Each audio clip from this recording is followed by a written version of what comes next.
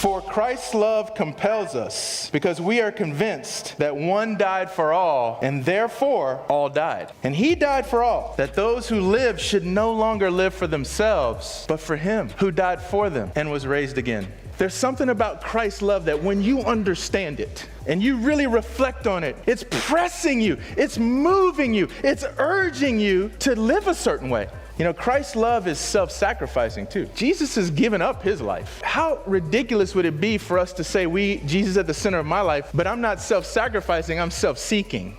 Dude, I know what it means to think about yourself more than anybody else. That is my default mode, right? It's a stretch for me to really live like Jesus would want a person to live. But it says Jesus is the one who died for all. There's only one who died for this world, one. So that we might reflect on that and choose to make him the center of it all. I think there are many of us that are so egocentric instead of Christocentric, if you know what I'm saying. I'm telling you guys, that is not the body of Christ. Jesus didn't come to be served.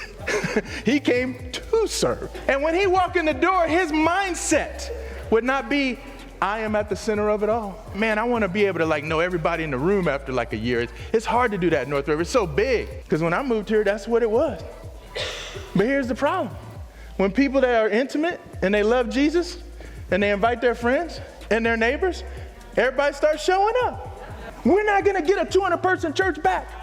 We're not going to get the intimate small thing back right now. So are you going to stick around here and live for Jesus and figure if Jesus was a member here, wouldn't he figure out how can we love all these people? You got to die to yourself and live for him. That's the mindset. The mindset is not, I'm just coming here to get my needs met. And I want to commend you that even though we have messed up and taken 2 steps forward and 3 steps back, even though we don't have a smooth transition and figured everything out, for those of you that are still here, I'm just thank you. Let's just keep trying.